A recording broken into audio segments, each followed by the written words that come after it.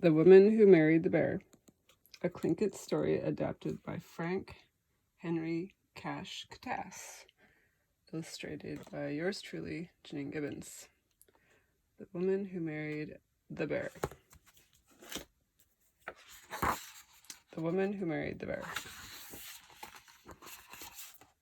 Each of us is connected, but it is important for each of us to learn how and act accordingly. Richard and Nora Marks, Downhour.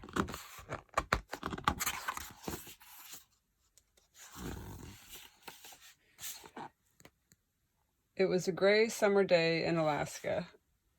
It's not very gray, but we'll go like that. It was a gray summer day in Alaska. Mason and his sister Audie stared out the window of their small cabin in the woods. Grandpa John snored loudly on his recliner. "I wish we could go outside and pick berries," said Mason. From the window, Mason and Audie could see a bush on the edge of the forest bursting with berries. Mason looked over at his sleeping grandpa. "Wait here," he said to Audie. "I'll be right back." Quiet as a mouse, Mason put on his rubber boots, grabbed an old coffee can, and crept toward the front door. Grandpa John woke up with a roar. "Where are you going, sneaking around like that?" Grandpa John's voice bounced off the cedar walls, shaking the little cabin. Mason forgot how to talk. Mason tried to say. "I told you both, you can't go into the woods by yourselves. Not this time of year." "But Grandpa, I was just..." Mason interrupted. Grandpa hated being interrupted. His exhale made the flame in the fireplace grow. "There is a time to talk, and that isn't now," Grandpa said calmly. "Come sit by me. I will tell you a story. This comes from a time long, long ago. No one knows how long ago. Hundreds of years, maybe thousands, maybe millions." "Is that before you were born, Grandpa?" asked Audie. Grandpa John's laugh caused the whole house to shake. "Ha ha ha ha. Yes, just Audie, just barely. There was a woman, and this was her story."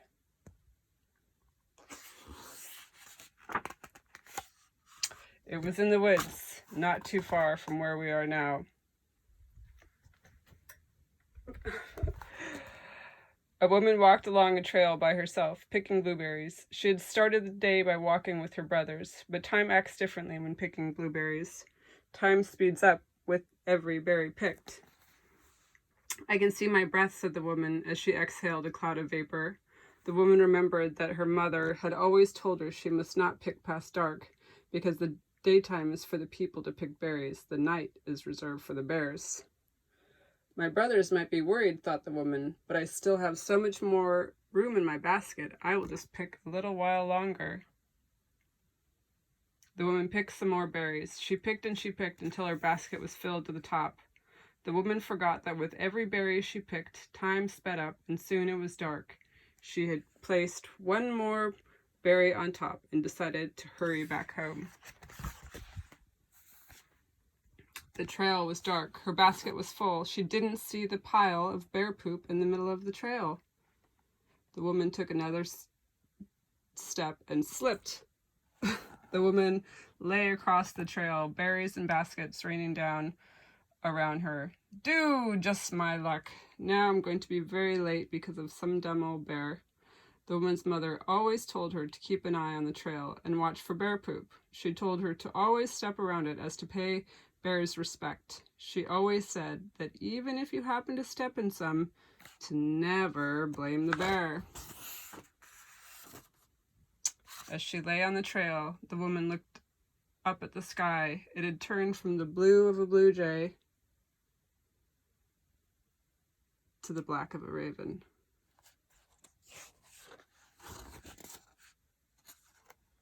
Just then a woman heard a rustling in the bushes. Out from the bushes stepped the most handsome man she had ever seen. Here's the funny thing about this handsome man. To you and me, he wouldn't have looked so handsome. He would have sharp teeth, long claws, and shaggy fur. "He was a bear," exclaimed Mason. That's right, he was a bear, but he had enchanted the woman so she saw him as a handsome man. What does enchanted mean, Grandpa? asked Mason. It's kind of like magic, Grandpa said with a smile. Mason and Audie looked at each other with eyes sparkling like the stars.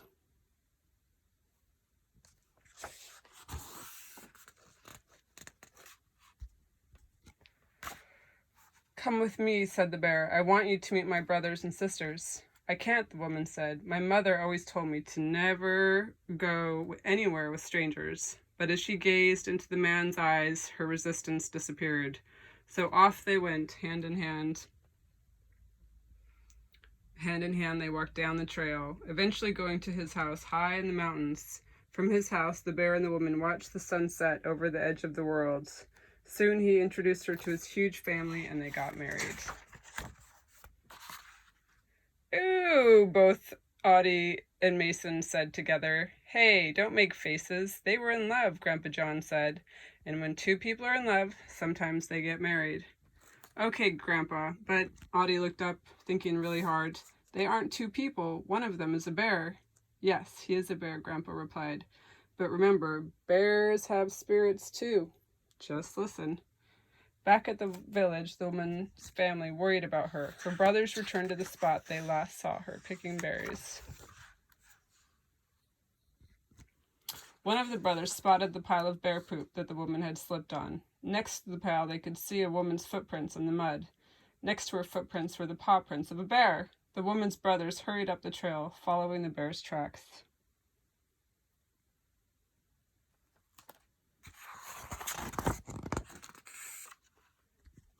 The bear could sense the woman's brothers coming. As they sat side by side in the house up in the mountains, he turned to her. You must promise me that if you ever wake in the middle of the night and I am asleep, you must promise that you won't leave the house. Please? The woman stared into her husband's eyes and smiled. Of course, anything for you. They both then lay down to sleep for the night.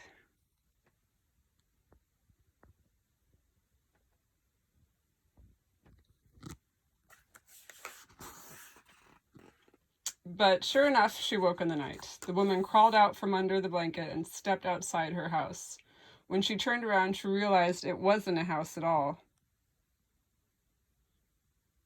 It was a cave in the middle of the mountain. The woman ran back inside to see that the blanket she slept with at night wasn't a blanket at all. It was the fur from her husband, and her husband was... A bear, said Grandpa John, Audie, and Mason. No, cried the woman.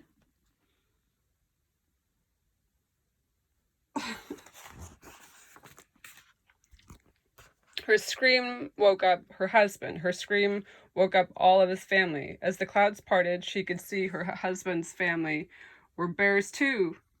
I told you not to leave our cave, house if you woke in the middle of the night, roared the bear.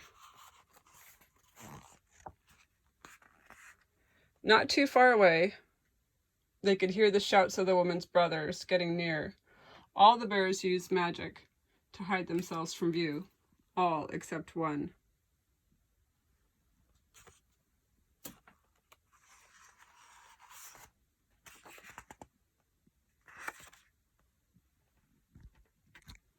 Aren't you going to use your magic to hide? Asked the woman. Those are my brothers. They might find you otherwise. The bear shook his mighty head. They will find me. Even with my magic, their will is too strong, explained the bear. Remember, they are your brothers-in-law. You must not harm them, the woman said to her bear husband. The bear gently grabbed the woman's hand. I will not fight back. I was wrong in tricking you. The woman nodded. You will be treated right. This is a promise I will never break.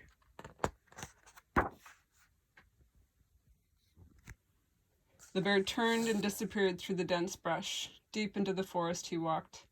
The sky was turning from black to blue, and the woman could suddenly see her breath. She made her way down the mountain back to the village, making sure to watch her every step.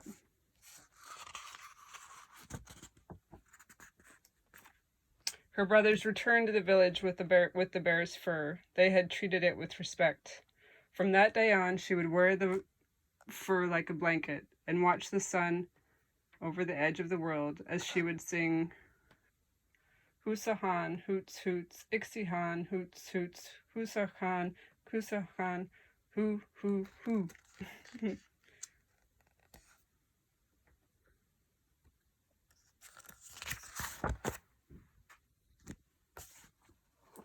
That's so sad, said Mason, as his chest squeezed tight. Grandpa John shook his head. No, it's not a sad story.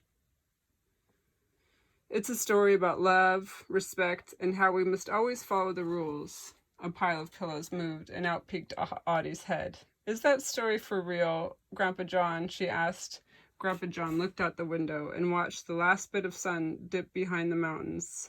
Ah, I know it to be true, Grandpa John said as he leaned back in his recliner. Mason looked out the window, down to the blueberry bush. As his eyes adjusted, he saw his own reflection in the glass. Behind him, reflected in the window, just for a second, Mason saw what looked like a bear lying in the recliner. But when he turned around, snoring in the recliner, sound asleep was Grandpa John. Magic, Mason said as he smiled and turned his gaze back outside.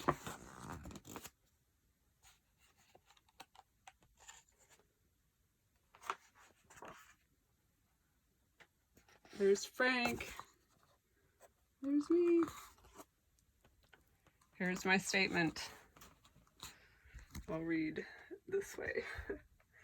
Here in Southeast Alaska, we commune with our ancestors on a daily basis, particularly when we are out in nature. Even if we cannot see them, we feel them getting lost in time. The scent of the ocean, the rain, the trees, the fog, the sound of whales, of eagles and ravens, it's all part of our DNA. Nothing can change that call of home. Similarly, the artwork of our ancestors and the stories they told help us to open our eyes, our hearts, and our minds, and to reconnect. When we aren't in alignment with honor, gratitude, and appreciation of the things that nourish us emotionally and physically, then our worlds go out of sync. These stories remind us to reconnect and to give respect to all things.